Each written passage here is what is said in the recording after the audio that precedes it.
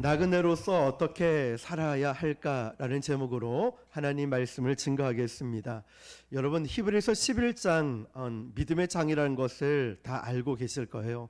그리고 우리의 삶 역시도 이 땅에서 200년, 300년, 1000년, 만년 살 것이 아니라 언젠가는 다 이 땅을 떠나간다. 이것도 알고 있을 겁니다.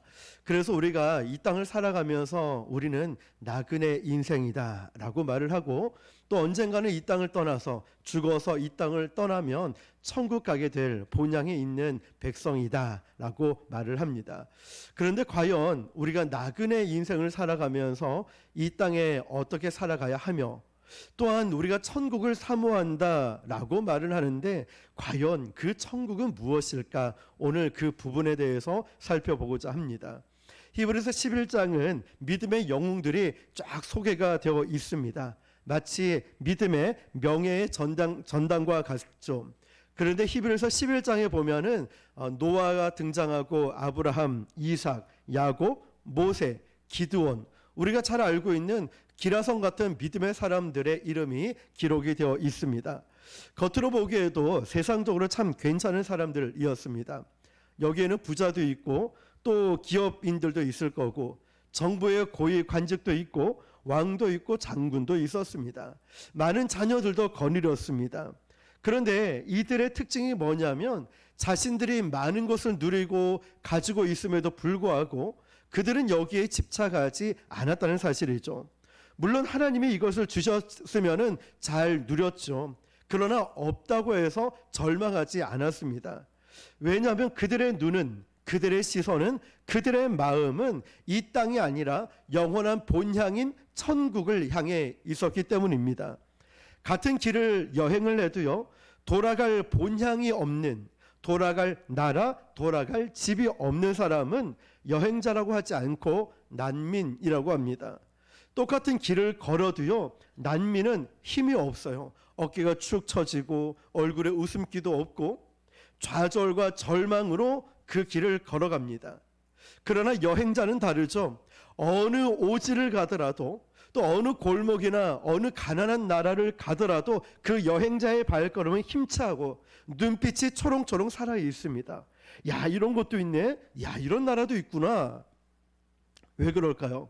돌아갈 고향이 있기 때문이죠. 돌아갈 나라가 있고 돌아갈 집이 있으니까 그렇습니다. 우리는 난민이 아니라 여행자인 줄 믿습니다. 우리에게는 분명히 돌아가야 할 집이 있습니다. 여러분, 영원한 천국인 거죠. 그런데 하나님을 모르는 사람, 천국이 없다라고 생각하는 세상 사람들은 정말 불안하게 이 땅을 살아갑니다. 왜 그럴까요? 돌아갈 본향이 없기 때문이죠. 그래서 세상에, 이 땅에 있는 모든 것이 전부라고 생각하며 살아갑니다. 그래서 세상에서 조금만 힘들어지면, 조금만 어려운 일이 있으면 좌절하고 낙심하고 포기하려고 합니다. 그리고 비참한 인생을 살아가죠. 그러나 우리는 천국에 가야 하는, 천국을 향해 바라보는 본향이 있는 나그네들입니다. 작은 일에, 그런 일에 주저앉지 않는 인생이죠. 히브리서 11장에 보면 믿음의 사람, 믿음의 영웅이 나오는데요, 오매불망 그들을 생각하고 바랬던 곳, 천국이 있습니다. 과연 그 천국은 어떤 곳일까? 요한계시록 21장에 보면 초대교회 성도들이 자신의 삶이 너무 고통스럽고 힘드니까 하나님께서 요한에게 계시를 통하여서 야, 천국이 어떤 곳인지 알아? 이러면서 보여주셨습니다. 그리고 계시록 21장에 나오는 천국을 오늘 이 말씀을 통해서 우리도 날마다 묵상하고 바라봐야 되는 줄 믿습니다. 천국을 잘 알지 못하니까 사람들이 천국하며 하루 종일 날개로 막 날아다닌다 생각하고, 또 하프를 타면서 이런 아름다운 나와 동떨어진 그런 이상적인 나라를 생각을 합니다. 그러나 요한계시록 21장에 보여주는 천국은 어떤 곳인가를 잠시 한번 살펴보면요, 주보 안쪽 면을 참고하시면 됩니다. 첫 번째, 천국은 하나님의 임재가 충만한 곳입니다. 요한계시록 21장 3절입니다. 시작. 내가 들으니 보좌에서 큰 음성이 나서 이르되 보라, 하나님의 장막이 사람들과 함께 있음에 하나님이 그들과 함께 계시리니 그들은 하나님의 백성이 되고 하나님은 친히 그들과 함께 계셔서. 아멘. 자, 여러분 3절 짧은 이 한 구절에 하나님이 그들과 함께 하신다. 몇 번 등장할까요? 3번이 등장하고 있습니다. 함께 함께 함께 하나님이 함께. 천국이 좋은 것은요 시설이 좋아서가 아니에요. 왕궁이 크고 아주 멋져서가 좋은 것이 아니라 천국이 천국일 수 있는 것은 그곳에 하나님의 임재가 있기 때문에 그래요. 그래서 천국은 장소의 개념이 아닙니다. 천국은 통치의 개념입니다. 그래서 우리가 내 주 예수 모신 곳이 그 어디나 어디라고요? 하늘나라. 주님 모신 그곳이 빈들이나 사막이라 할지라도 주님이 함께 하시면 거기가 천국인 것. 자, 아무리 좋은 집도 아무리 멋지고 으리으리하게 지은 집이라 할지라도요 거기에 악한 영들이 가득하면 거기에 우리는 살 수가 없습니다. 천국은 시설이 좋아서 천국이 아니라 좋으신 하나님의 임재가 가득하기 때문에 천국인 것입니다. 그래서 우리가 천국을 사모하는 이유이죠. 자, 두 번째, 천국은 완전한 힐링이 있는 곳입니다. 4절 시작. 물을 그 눈에서 닦아주시니 다시는 사망이 없고 애통하는 것이나 곡하는 것이나 아픈 것이 다시 있지 아니하리니 처음 것들이 다 지나갔음이로라. 아멘. 여기서 노란 글씨 보시면 모든 눈물이라고 되어 있습니다. 우리가 이 땅에서 겪을 수 있는 모든 질병, 고통, 또 죽음, 재난, 파산 이런 것들을 의미하고 있습니다. 눈물의 원인이 되는 모든 것들이 전부 다 뿌리째 뽑혀 나간다는 것이죠. 거기에는 심장마비도 없고 뇌졸중도 없고 투석하는 것도 없고요. 치매를 걸리는 일도 없습니다. 이혼도 없고 실패도 없고 파산이나 이별도 더 이상 없는 곳. 우리는 그 천국에서 완전한 힐링이 있는 곳에서 춤을 추며 기쁨으로 살게 될 것입니다. 거기가 천국이에요. 세 번째로 천국은 풍성한 곳입니다. 요한계시록을 보면 천성 전체가 황금으로 되어 있습니다. 그냥 길을 가도 부딪히는 게 그냥 금입니다. 금. 황금이에요. 여러분 이 금도요 없고 또 귀중할 때 이게 금이 귀한 것이지 어딜 가나 금이 있으면 이건 더 이상 귀하지가 않습니다. 물질에 욕심낼 필요가 없다는 거죠. 아직까지도 세상 사람들은 돈으로 우리를 기를 죽입니다. 그래서 사람들이 돈 욕심을 버리지 못하고 살아가죠. 돈이면 뭐든지 다 된다라고 생각합니다. 야, 얼마면 돼? 사람도 돈으로 살려고 그러고 사랑도 돈으로 살려고 그럽니다. 얼마면 돼? 예수 믿는 가정도 돈 때문에 깨지는 집들이 얼마나 많은지 모릅니다. 돈 때문에 사랑도 버리고 의리도 버리고 믿음도 버리고 다 팔아버려요. 돈 되는 것은. 그러나 천국은 더 이상 돈에 집착하고 더 이상 돈이 아닌 겁니다. 왜냐하면 그곳은 너무나 풍성한 곳이기 때문에. 그래서 돈 때문에 물질 때문에 싸울 필요가 없는 곳이 천국이라는 거죠. 우리는 거기서 풍성함을 누리게 될 것입니다. 네 번째, 천국은 어떤 곳이냐면 용사들에게 상 주시는 곳입니다. 7절 시작. 이기는 자는 이것들을 상속으로 받으리라. 나는 그의 하나님이 되고 그는 내 아들이 되리라. 아멘. 여기서 이기는 자는 영적으로 부지런히 깨어 있는 자를 말합니다. 그래서 어떤 환난이 오고 고난이 오고 아픔이 닥쳐도요 믿음으로 승리하고 또 마귀를 이겨내고 수많은 성도들을 하나님께로 인도했던 믿음의 선한 싸움을 싸우는 것을 말하고 있습니다. 자기만 턱걸이에서 간신히 구원받는 정도가 아니라 그냥 구원받은 내가 하나님의 은혜로 그 가슴을 품고 또 전도하면서 약자를 품어주고 교회를 섬기고 하나님의 영광을 선포하는 그 믿음의 선한 싸움을 싸운 사람, 이 용사들을 말하고 있습니다. 그래서 천국에 가면 그들을 향한 엄청난 상급이 기다리고 있는 거예요. 우리 저와 여러분도 그런 믿음의 용사들이 되시길 축복합니다. 어려움도 있고 힘듦도 있지만 우리가 함께 기도하고 함께 전도하고 함께 말씀을 배우고 함께 예배하고 교회를 세워나가는 또 영혼을 구원하는 이 믿음의 용사들 말입니다. 그 믿음의 용사들에게 상 주시는 곳이 바로 천국이라는 거예요. 다섯 번째로 보니까요, 천국은 죄악이 들어오지 못하는 안전한 곳입니다. 27절 시작. 무엇이든지 속된 것이나 가증한 일 또는 거짓말한 자는 결코 그리로 들어가지 못하되 오직 이 어린 양의 성명책에 기록된 자들만 들어가리라. 아멘. 천국이 좋은 것은요, 죄악이 들어오지 못하기 때문에, 마귀가 들어오지 못하기 때문에 그래요. 그래서 이곳은 가장 안전한 곳입니다. 그래서 천국이 참 좋은 곳이에요. 우리도 죄인이었지만 예수님의 보혈로 우리 모든 죄가 씻김을 받고 해결이 되어서 우리는 천국으로 들어갑니다. 거기에는 안전한 축복이 있는 곳이죠. 자, 여러분, 천국은 바로 이런 곳이에요. 통치의 개념이고 또 이 천국은 우리가 사모해야 될 본향입니다.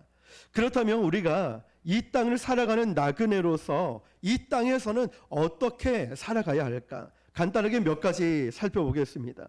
첫 번째는 이 땅의 것들에 대한 교만함이나 부러움을 버려야 됩니다. 여러분, 우리가 조금만 내가 뭘 가지면 막 우쭐해 하는 사람이 있죠. 내가 조금 더 가진 지식이나 내가 조금 좋은 직장이나 좋은 집, 좋은 차, 상대방보다 내가 조금 뭐 낫다 싶으면은 교만해서 그 사람을 가르치려고 그래요. 그 사람을 자꾸 깔보고 무시해요. 그런데 반대로 남들보다 내가 조금 없으면 자존감이 확 가라앉아서 비굴해지는 사람도 있습니다. 하나님은 지금 그러지 말라는 거예요. 이 땅에 조금 있다고 우월감을 갖지 말고 이 땅에서 조금 없다고 막 비굴하고 자존심 상하고 이러지 말라는 거예요. 우리가 이 땅을 살아가지만 우리 눈앞에 마귀가 계속 펼쳐지는 이런 돈과 명예와 학위와 재산, 이런 것 때문에 너희들 기죽지 말라는 것입니다. 그것들은 천국에 비하면 아무것도 아니라는 거예요. 아니, 비교 자체가 안 되는 초라한 것이라는 걸 알아야 된다는 것이죠. 그래서 그것들이 잠시 우리에게 맡겨 주셔가지고 뭐 누리게 된다 할지라도 교만해질 필요도 없고 그게 없다고 기죽을 필요도 없다는 것입니다. 하나님께서는 천지 만물을 지으시고 모든 것을 소유하고 계신 분, 우리에게 언제든지 주실 수 있는 분이십니다. 하나님께서 이스라엘 백성들이 출애굽했을 때 200만 명이나 되는 이 백성들을 광야로 이끄셨죠. 약속의 땅에 들어가기 전에. 그런데 이 광야에서 먹이시고 재워주셨죠. 자, 만나와 메추라기를 먹이셨습니다. 왜 매일같이 만나와 메추라기 필요한 것을 채워주셨을까요? 세상 앞에 기죽지 말라는 거예요.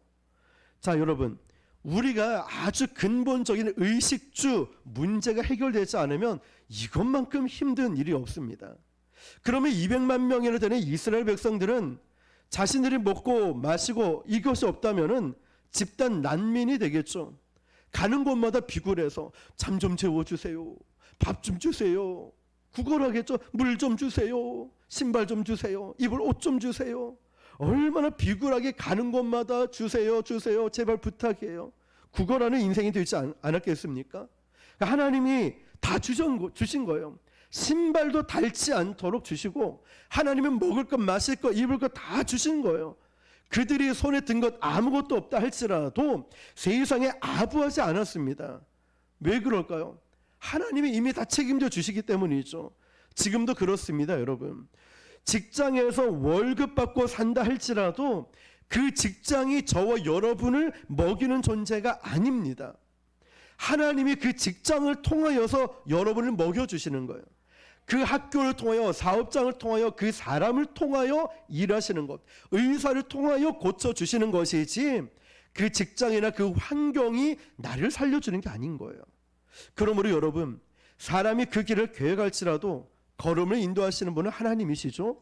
그러므로 우리의 모든 것은 그 나에게 직장 월급을 준다고 나를 고쳐주는 의사를 할지라도 나를 도와주는 사람이라 할지라도 그 사람이 중요한 게 아니라 그 사람을 누가 쓰시냐, 이게 중요하죠. 아브라함, 이삭, 다윗, 우리 성경에 나오는 사람들 좋아하고 존경하는 인물들이 있죠. 중요한 게 뭡니까? 다윗이 아무리 용맹하고 뛰어나다 할지라도 다윗을 누가 들어 쓰셨냐고요. 모세가 최고의 리더십을 가졌다 한들 누가 모세를 쓰셨냐, 이걸 아셔야 되는 거죠.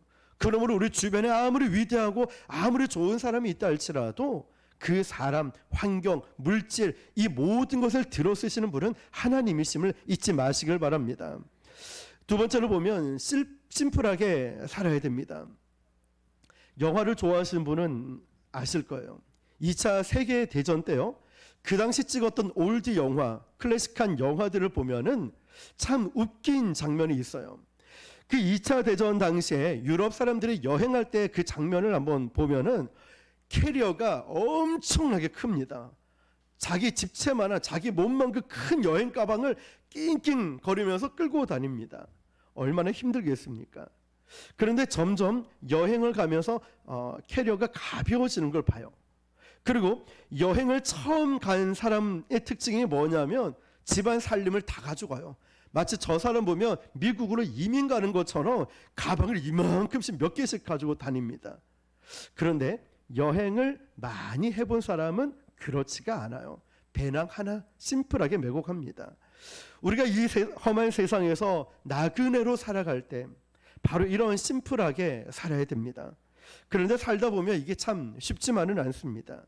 어렸을 때는 가진 게 별로 없고 할 수 있는 게 별로 없어서 그냥 단순했었죠. 그런데 어른이 되고 나서부터는 가진 것이 많아지고 인생이 점점 복잡해집니다. 우리 교회도 3년 전에 여기 이전에 오기 전에 부곡동에 뭐 교회가 작았으니까 개척한 교회가 무슨 짐이 많이 있겠나 라고 생각해서 교회 이전도 아주 쉽게 생각했습니다. 그거 몇 번 왔다 갔다 하면 끝날 거야. 여기 짐 다 넣으면 충분할 거야. 웬걸 이사 차량 그 집사님이 1톤 트럭으로 열 몇 번을 왔다 갔다 했고요. 짐이 너무 많아 넣을 수 없어서 옥상에다가 이만큼 쌓아 놓았어요.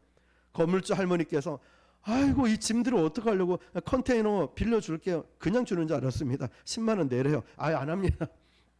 다 올려놨죠. 그랬더니 내일 비가 오는 날이었어요. 건물주 할머니 전화 온 거예요. 아이고 막 그러지 말고 그냥 돈 안 줘도 되니까 짐 다 넣어 있어 이런 거예요. 꽉 차 있습니다. 컨테이너에. 무슨 짐이 그 3년여 동안에 얼마나 많이 모아두었던지 짐이 꽉 차 있는 거예요. 버리기도 많이 버렸는데 말이죠. 우리가 살다 보면 이런 짐들이 너무 많아지는 것 같습니다. 그런데 행복한 사람들 보면은 의외로 단순한 사람들이 참 행복하고 단순한 사람이 잠도 잘 자는 것 같아요. 고민도 없는 것 같고. 방글라데시 같은 데 보면요. 홍수가 한번 나면은 제반 시설이 다 무너지고 정보기관의 시스템이 다 마비가 되어서 안 돌아간대요.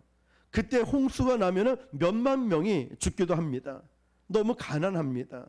그런데 가난한데 행복 지수를 보니까 세계 상위권에 방글라데시가 있어요. 우리나라는 아주 잘 살죠. 그런데 우리나라 행복 지수가 OECD 국가 중 거의 최하위라는 것입니다. 가진 것이 행복을 주지 않는다는 거예요. 많이 가지고 많이 누리는 것이 행복을 주지 않습니다. 우리는 나그네입니다. 나그네. 인생을 좀 간결하고 심플하게 먹고 살고 심플하게 인맥 관리하고 중요한 하나님이 나에게 주신 일에 집중할 줄 알아야 될 것입니다. 세 번째는 떠나는 연습과 떠나 보내는 연습을 하며 살아야 됩니다. 하나님께서 우리를 다루실 때 보면 항상 성경에 나그네 정신이 있습니다. 우리는 항상 익숙한 것에 안주하고 싶어 합니다. 주님 여기가 좋습니다. 저는 여기 있겠습니다.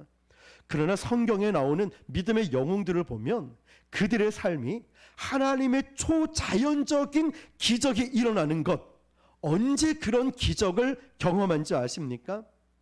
그들이 안주했던 이 옛 자리에서 떠난 다음부터 하나님의 놀라운 기적이 일어났습니다. 안주했던 그 자리에서 떠날 때 말이죠. 떠나지 않을 때는 아무 일도 일어나지 않았어요. 아브라함, 모세, 다윗 보십시오.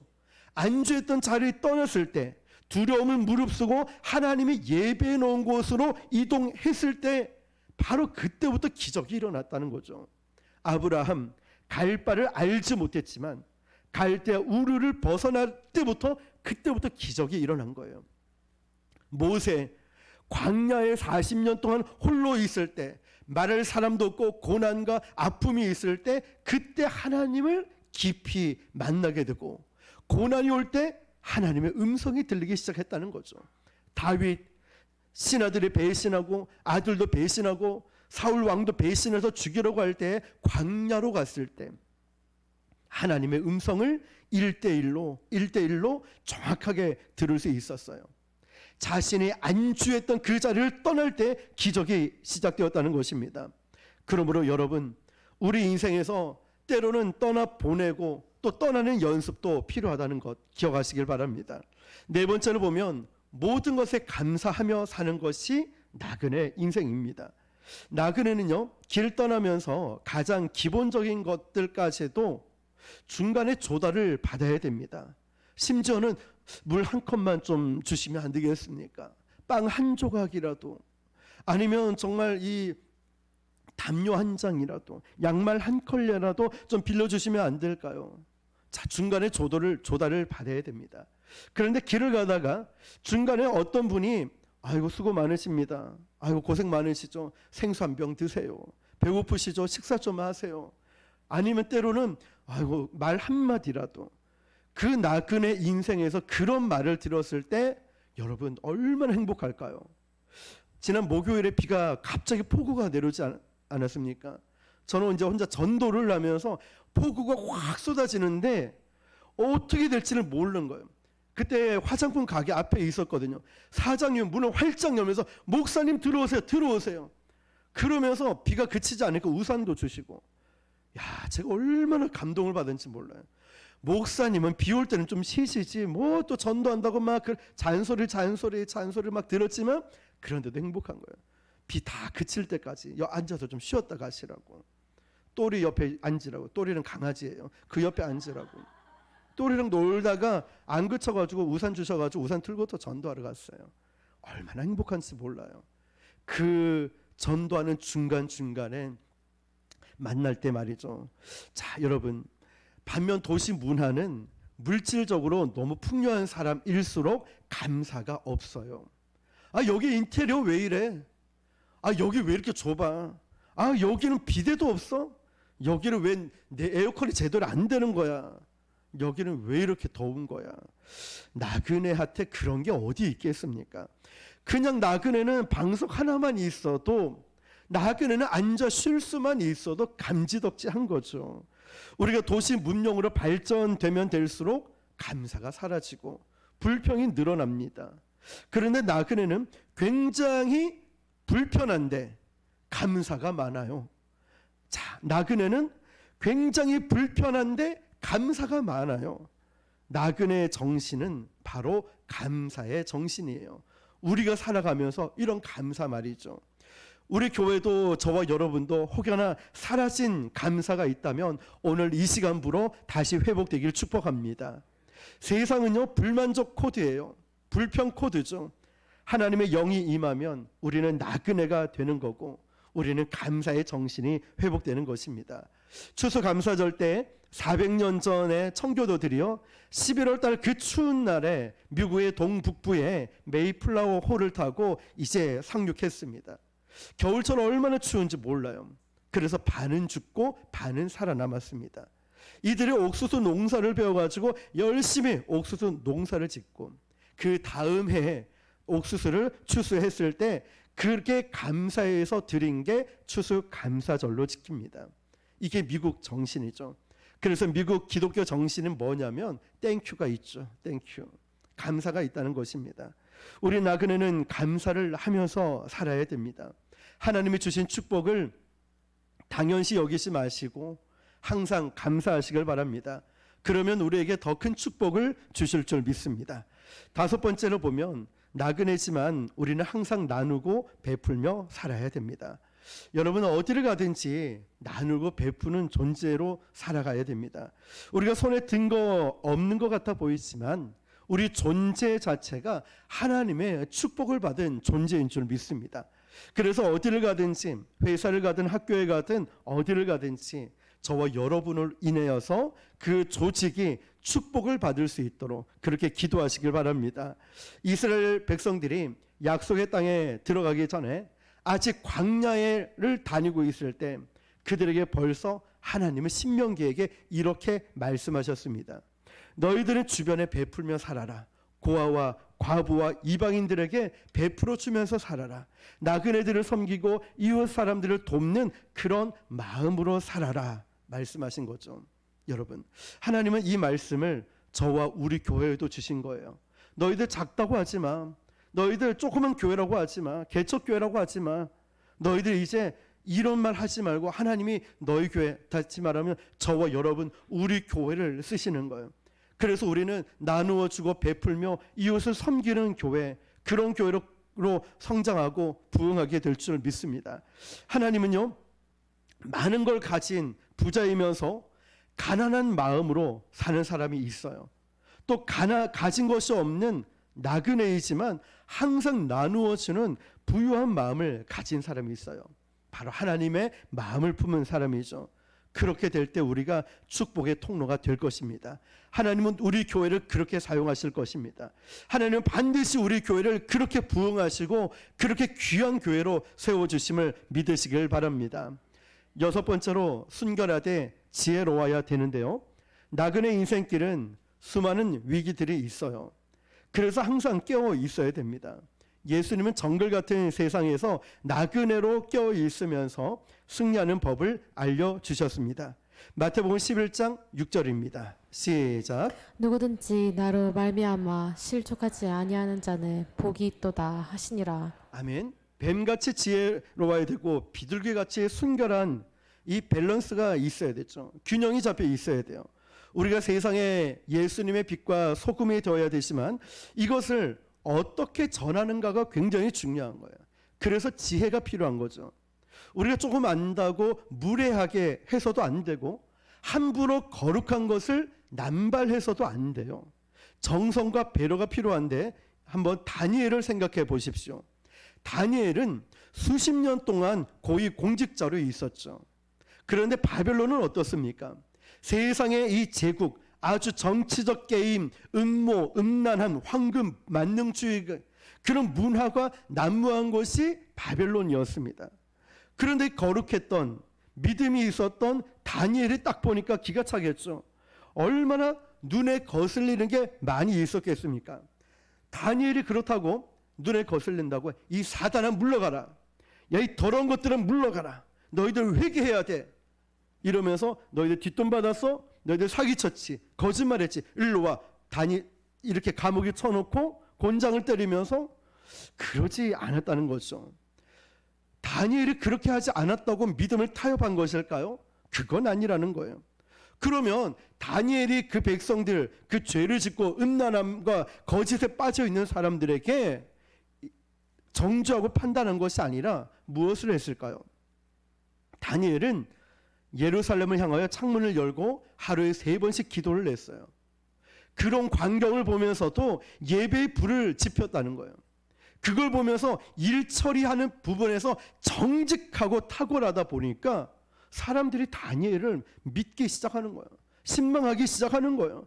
그렇게 있다가 결정적인 순간에 절대 권력자 앞에 하나님의 영광을 딱 선포하잖아요. 나는 예수 믿는 사람이에요. 나는 하나님 믿는 백성입니다. 거룩함을 선포하지 않습니까? 그러니까 모든 사람들이 다니엘이 믿고 있는 하나님을 찬양하기 시작하는 거예요. 자, 여기서 우리가 뭘 배워야 될까요? 귀한 거를 귀하게 사용할 줄 알아야 되는 거예요. 귀한 분을 귀하게 사용할 줄 알아야 되는 거예요.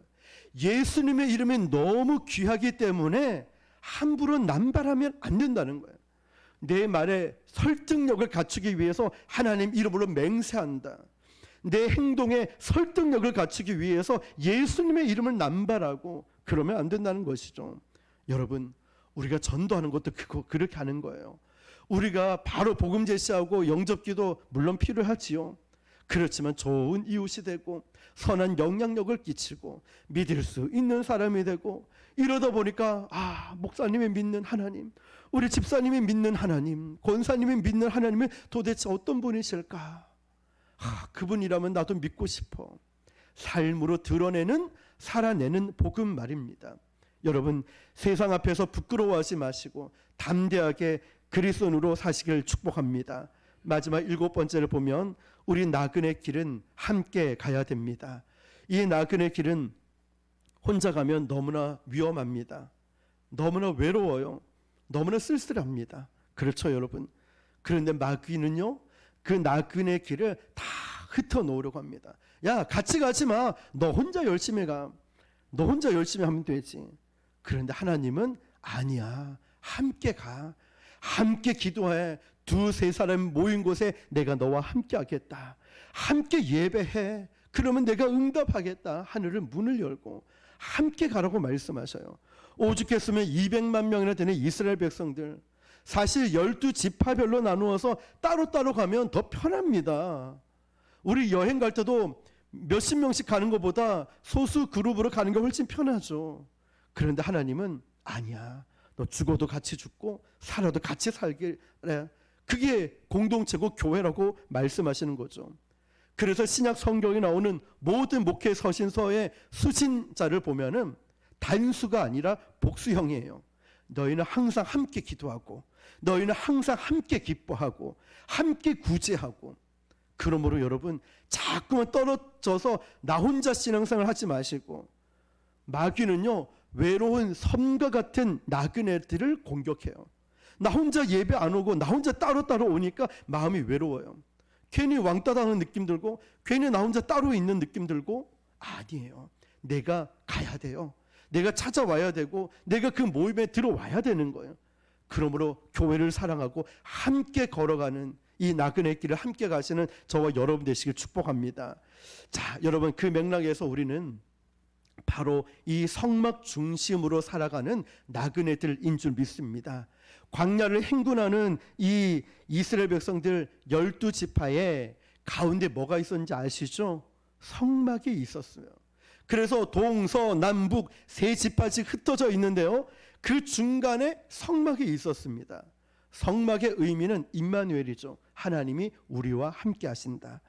자, 하나님께서는 우리가 나그네 길을 행진할 때도 항상 가장 가까운 곳에, 가장 중앙에, 잘 보이는 곳에 성막에 있었습니다. 아침에 일어나서 눈을 뜨면 성막이 제일 잘 보여요. 잠을 자기 전에도 성막이 어디 있지 딱 보면 바로 보인다는 거예요. 12지파가 세 지파씩 나누어서 같은 거리에서 모두가 볼 수 있고, 걸어가도 함께 같은 속도로 걸어가도록 그 성막이 있었어요.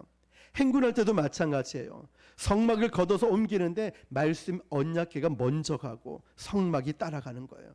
무슨 말일까요? 한치 앞도 모르는 광야 같은 우리 인생에 항상 하나님 말씀의 인도를 받으라는 거예요. 항상 예배 중심으로 움직이라는 거예요. 우리를 보호하시고 지켜주시는 그 하나님 중심으로 말이죠. 그래서 우리가 힘들어도 새벽 기도하는 거예요. 하루 시작하기 전에 기도와 말씀으로 나를 다스림을 받고 인도를 받고, 내 나그네 같은 인생의 그 중심, 바로 성막은 교회를 말하고 있어요. 광야 같은 나그네 인생길에 내 삶의 중심에 교회가 있길 축복합니다.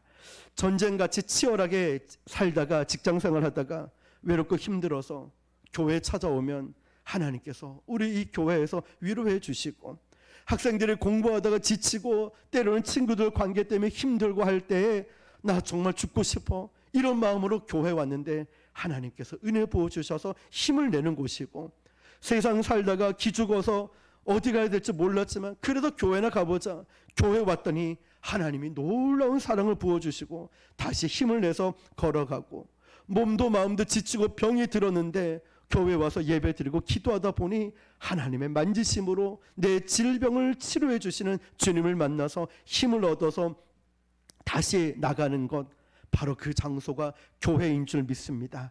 사랑하는 성도 여러분, 우리는 나그네 인생을 살아가요. 그러나 본향을 바라봅니다. 이 나그네 인생 혼자 외롭고 쓸쓸하고 마귀의 공격이 심합니다. 우리 함께 가야 됩니다. 그 중심에는 교회가 있어야 되겠죠. 여러분, 그러므로 우리가 이 땅에 안주하며 사는 것이 아니라 믿음의 눈을 들어 믿음의 발걸음을 옮길 때 하나님은 반드시 기적을 베풀어 주시고 역사하실 것입니다. 그 길을 함께 걸어가는 저와 여러분 되시기를 주님의 이름으로 축원합니다.